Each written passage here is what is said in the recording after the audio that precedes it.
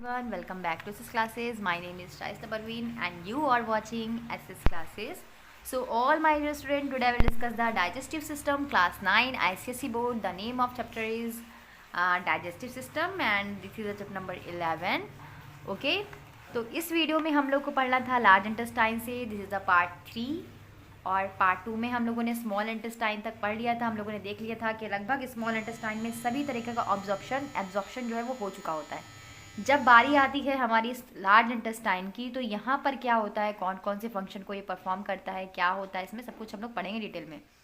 So first of all large intestine भाई देखो 1.5 metre लंबा होता है, लगभग 1.5 मीटर लंबा होता है. और इसके 3 पार्ट हैं, जैसे कि हम लोगों ने स्मॉल इंटेस्टाइन में पढ़ा था. स्मॉल इंटेस्टाइन में भी हम लोगों ने पढ़ा था 3 पार्ट थे, ड्यूडेनम, जेजुनम, इलियम. ठीक है, तो यहाँ पर भी हमारे 3 पार्ट हैं. तो यहाँ पर आप लोग डायग्राम में ज़रा देखना, डायग्राम जो है हमारा वो शो कर रहा है. देखो यहाँ पर हमारा जो लार्ज इंटेस्टाइन है वो जो है क्या होता है, लार्ज इंटेस्टाइन हमारा ज़्यादा कॉइल नहीं है, सीधा सा एक स्ट्रक्चर है.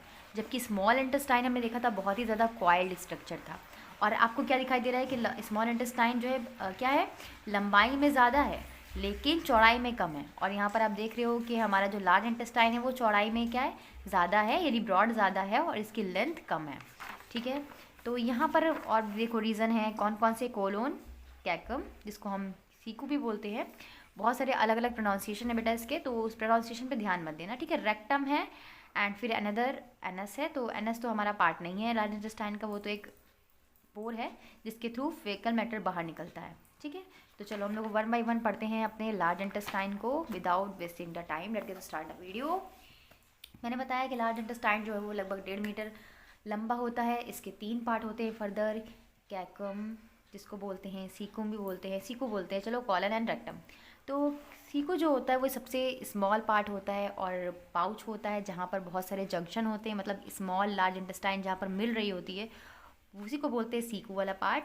यहाँ पर जो है प्रोजेक्शन नैरो होता है. ठीक है, वॉर्म शेप, यहाँ पर एक वॉर्म शेप होता है, कॉमा शेप स्ट्रक्चर होता है जिस कीड़े जैसा स्ट्रक्चर, देखो इसको बोलते हैं, ये कैकू जो है ना, ये कैकू.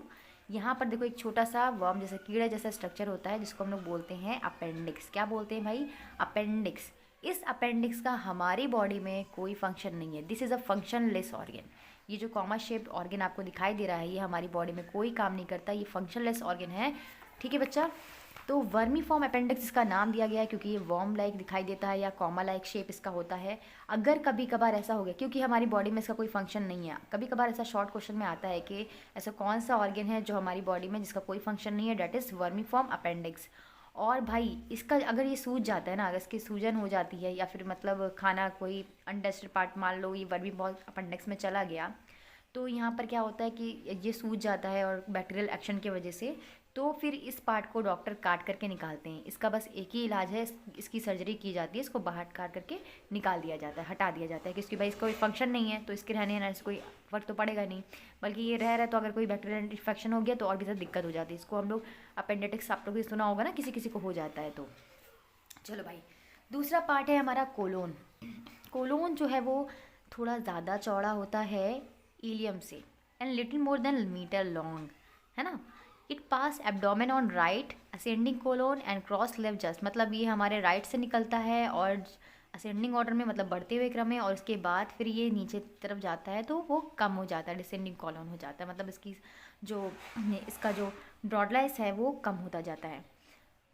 फिर हमारा है रेक्टम. रेक्टम जो है वो हमारा लास्ट पार्ट है लार्ज इंटेस्टाइन का, लगभग 15 सेंटीमीटर लंबा होता है, जो ओपन होता है एनस में. हमने देखा ना कि रेक्टम के जस्ट नीचे क्या था भाई, एनस था. ठीक है, तो जितने भी वेस्ट मटेरियल होते हैं वो हमारे इससे डायरेक्ट रेक्टम से चले जाते हैं एनस में. और ये जो है क्लोज होता है एक्सेप्ट व्हेन पासिंग बॉवल. ये कब क्लोज होता है, तब क्लोज होता है जब इसका मतलब जब ये खुलता कब है, सिर्फ तभी खुलेगा जब आप पासिंग बॉवल, मतलब जब फेकल मैटर को बाहर निकालना होगा तभी ये पार्ट हमारा खुलता है. अंडरस्टैंड. अब देख तो फंक्शन क्या है, फंक्शन कौन कौन से भाई इसके. तो देखो लार्ज इंटेस्टाइन जो है वो सिक्रीट करता है कोई भी एंजाइम नहीं, क्योंकि भाई मैंने पहले ही बता दिया कि हमारा जो है आधे से ज़्यादा, यानी आधे से ज़्यादा क्या, लगभग 99% जो भी एब्जॉर्प्शन है, डाइजेशन है, वो हमारा स्मॉल इंटेस्टाइन में ही फिनिश हो जाता है, ख़त्म हो जाता है. यहाँ पर बचता है बचा कुचा वाटर और बचा कुचा अनडाइजेस्टेड मटेरियल फूड का. तो मेनली हमारा लार्ज इंटेस्टाइन में बेटा वाटर का एब्जॉर्प्शन होता है, और जितने भी थोड़े अमाउंट में जो रह जाते हैं बचे कुचे अनडाइजेस्टेड मटेरियल, उनको भी फर्दर जो है डाइजेस्ट किया या एब्जॉर्ब किया जाता है। एंड उसके बाद भी जो सेमी सॉलिड बनता है वो फेकल मेटल के थ्रू हमारा जो है रेक्टम से बाहर निकाल दिया जाता है, एक्सपेल कर दिया जाता है। तो ये जो एक्सपल्सन होता है, मतलब ये जो हमारा अनडाइजेस्टेड है, जो अनडाइजेस्टेड रिमेन फूड बचा कुचा है, उसको एलिमेंट्री कलर से बाहर निकालने को हम लोग बोलते हैं डीफेकेशन। एक्सक्रीशन नहीं बेटा, डीफेकेशन बोलते हैं, ठीक है। हमारा जो फेसेस होता है उसमें लगभग नॉर्मली 75% बेटा वाटर होता है, 25% सॉलिड मैटर होता है, एंड 30% डेड बैक्टीरिया होते हैं, और 10 to 2% फैट होता है, 2 से 3% प्रोटीन होता है, 30% रफेज होता है। रफेज, ठीक है, अगर आप खाओगे तो आपको कॉन्स्टिपेशन नहीं होगा, तो यहाँ पर है कि जो फेकल मैटर की स्मेल होती है वो बैक्टीरियल के एक्शन की वजह से होती है, ऑर्डर जो होता है। अब भाई ये assimilation of food, assimilation of food क्या होता है भाई, हमारे बॉडी में जो भी खाना हम लोगों ने खाया है उसका एब्जॉर्ब होना, ठीक है। Assimilation is the conversion of absorb digested food into body material. यानी कि तुम लोग खाना तो खाते हो, लेकिन सब लोग बोलते हैं ना कि तुम्हारे अरे ये बच्चा पता नहीं खाना खाता है नहीं खाता, इसकी बॉडी में लगता ही नहीं है। तो भाई हम जो खाना खा रहे हैं वो हमारी बॉडी में लगना भी तो चाहिए, वो हमारी बॉडी का मटेरियल भी तो बनना चाहिए, ताकि हम हेल्दी हो, हमारी मसल्स ग्रो करें, हम ग्रो करें, ठीक है। तो उसी को प्रोसेस को बोलते हैं भाई assimilation of food. Assimilation is a conversion होता है एब्जॉर्ब डाइजेस्टेड फूड का बॉडी मटेरियल में। जब हमारा फूड हमारा बॉडी मटेरियल बन जाएगा तो हम क्या हो जाएंगे, हेल्दी हो जाएंगे, है ना। तो food digested and absorb by the gut, जो आप लोग पता है कि फूड डाइजेस्ट हो रहा है, एब्जॉर्ब हो रहा है गट के थ्रू, जो एक पाइप लाइक स्ट्रक्चर था उसको बोलते हैं गट। ट्रांसपोर्ट हो रहा है 2 वे में, एक तो हिपैटिक पोर्टल सिस्टम से और दूसरा लिम्फेटिक पोर्टल सिस्टम से। सिंपल जो sugar, amino acid, vitamin and mineral etcetera carry किए जाते हैं लीवर में, जो कि आपने देखा था हिपैटिक पोर्टल वेन उसको एब्जॉर्ब करवाती है। एंड लीवर कन्वर्ट करता है एक्सेस ग्लूकोज को, जो बचा कुचा ग्लूकोज हो जाता है, जो एक्सेस बढ़ोतरी होती है ग्लूकोज की, उसको वो तोड़ के इंसॉल्युबल में तोड़ देता है, इसको बोलते हैं ग्लाइकोजन। अब ये ग्लाइकोजन जो है वो टेम्परेली हमारी बॉडी में स्टोर रहता है, ठीक है। इसी प्रोसेस को हम लोग बोलते हैं ग्लाइकोजेनेसिस। यहाँ पर देखो ग्लूकोज जो है ग्लाइकोजन में चेंज हो जाता है, और इसी प्रोसेस को हम लोग क्या बोलते हैं, ग्लाइकोजेनेसिस। यहाँ पर SIS लग जाएगा, ESIS। जब हमें हमारे लीवर में when needed the liver reconvert the call, जब हमें इसकी ज़रूरत होगी, मान लो हमने दिन भर जो है जो भी खाना पीना खाया है वो ग्लाइकोजेनेसिस में स्टोर हो गया, उस रूप में स्टोर हो गया। अब हमें जब इसकी ज़रूरत होगी तो जो पहले से बना हुआ ग्लाइकोजन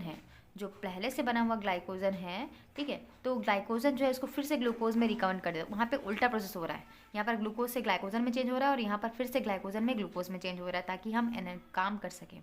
तो उसको बोलते हैं, उस प्रोसेस को बोलते हैं बेटा ग्लाइकोजेनोलाइसिस।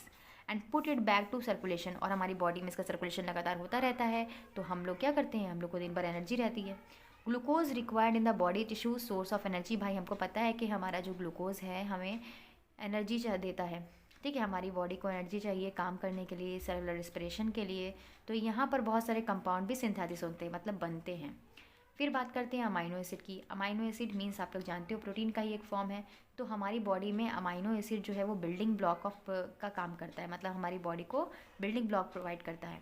तो प्रोटीन जो होते हैं अमाइनो एसिड को के फॉर्म में स्टोर नहीं हो सकते, इसीलिए जो एक्सेस अमाइनो एसिड होते हैं उनको तोड़ा जाता है, पहले वो टूट जाते हैं लीवर में ही, उसी को बोलते हैं हम लोग डीएमिनेशन।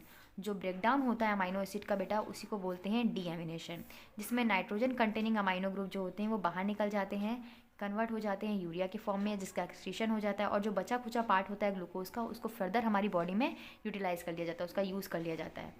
फिर बात करते हैं फैटी एसिड की। फैटी एसिड एंड ग्लिसरॉल जो होते हैं वो हमारी बॉडी में एब्जॉर्ब होते हैं गट के थ्रू, पाइप लाइक स्ट्रक्चर के थ्रू, एंड ट्रांसपोर्टेड होते हैं मेनली इंटेस्टाइनल विली में, जिसके हम लिम्फेटिक सिस्टम हम लोगों ने पीछे देखा था। विली क्या है भाई, लार्ज सरफेस एरिया प्रोवाइड करता है ताकि हमारा डाइजेशन प्रॉपर्ली हो सके।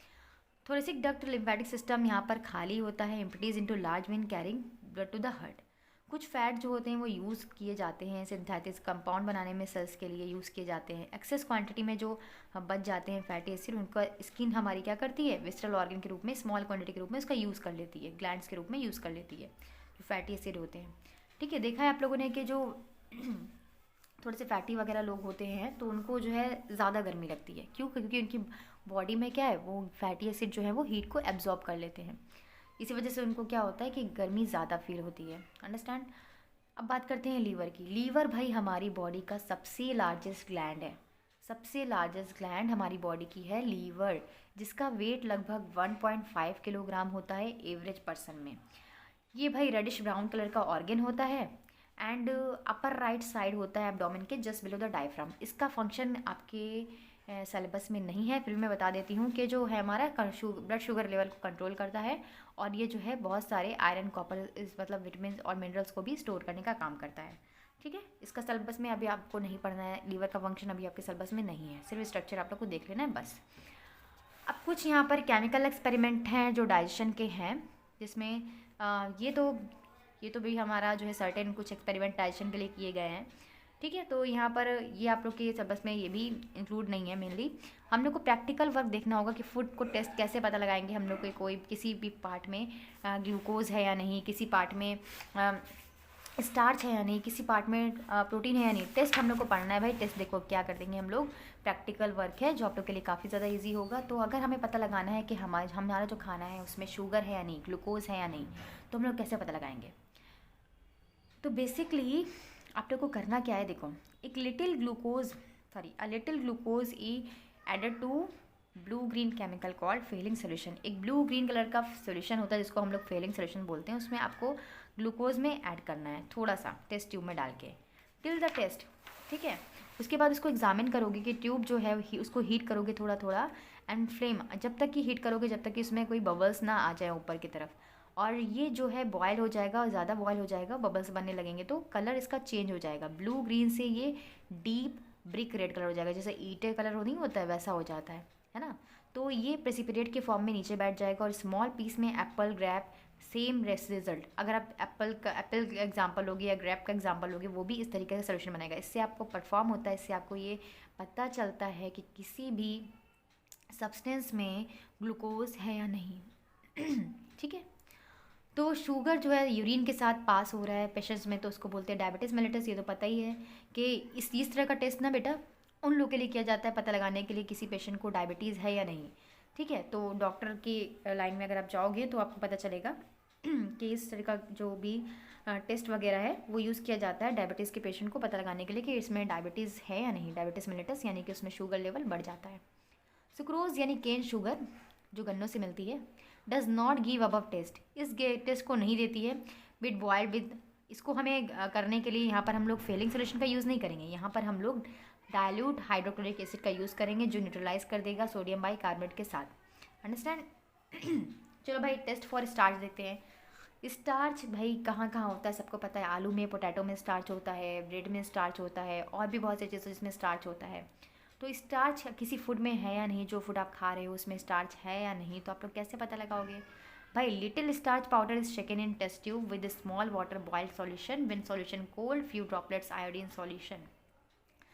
आप लोग को क्या करना है, आयोडीन सॉल्यूशन मिलाना है किसमें, जो भी आप लोग को स्टार्च, मान लो आपके घर पाउडर नहीं है, आप लोग क्या करोगे, आलू की स्लाइस काटोगे, पोटैटो की स्लाइस काटोगे, उसमें जो है थोड़ा सा आयोडीन सॉल्यूशन मिला दोगे, है ना। आयोडीन सॉल्यूशन मिलाने के बाद उसको आप लोग को करना क्या है, उसमें पोटेशियम मतलब एक डिस्टिल वाटर में उसको एक टेस्ट ट्यूब में एग्जामिन करना है। तो आप लोग को दिखाई देगा कि स्टार्च का सॉल्यूशन जो है वो ब्लू ब्लैक इंडिकेट करेगा कि वहाँ पर क्या है, ब्लू से ब्लैक, ब्लू ब्लैक हो सकता है, ब्लू या ब्लैक कलर दोनों ही हो सकता है।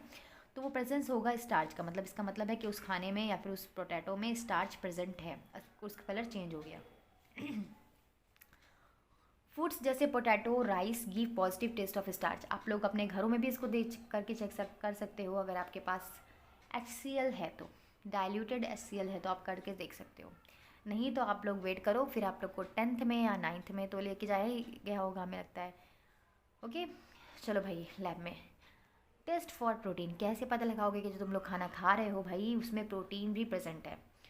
तो आप लोग को क्या करना है भाई, आपको पता है कि एग में, एग का जो वाइट पोर्शन होता है, जर्दी की बात नहीं कर रहे हैं, एग का येलो पोर्शन की बात नहीं कर रहे हैं, योग की बात नहीं कर रहे हैं, हम लोग बात कर रहे हैं एग के वाइट पोर्शन की। जी हाँ, तो उसको भाई उसमें प्रोटीन होता है ना। तो कैसे पता लगाओगे उसमें प्रोटीन है या नहीं है, तो आप लोग को करना क्या है भाई कि आप लोग को जो एक piece of hard boil egg white लेना है उसको टेस्ट ट्यूब में डालना है और उसमें कुछ ड्रॉप डालनी है आपको कंसनट्रेटेड नाइट्रिक एसिड की, है ना।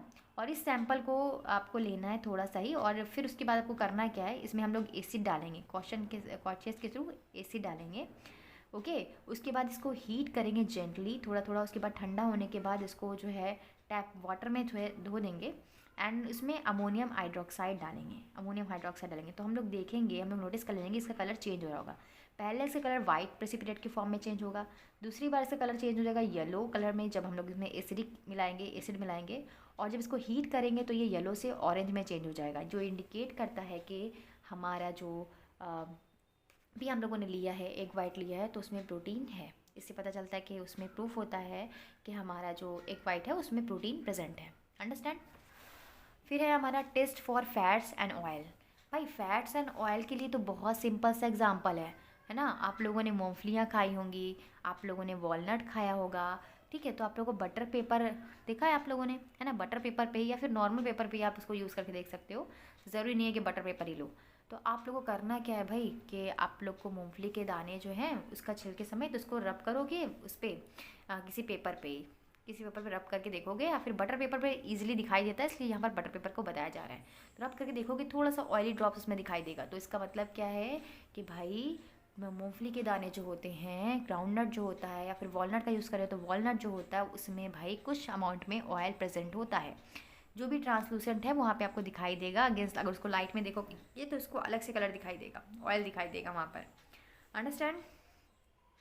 चलो भाई, ये था हमारा चैप्टर नंबर 10 डाइजेस्टिव सिस्टम, जो कि फिनिश हो चुका है। आई होप आपको वीडियो अच्छी लगी हो, और वीडियो अच्छी लगी हो तो लाइक कीजिएगा और अपने फ्रेंड के साथ ज़रूर शेयर कीजिएगा। Thank you, keep watching.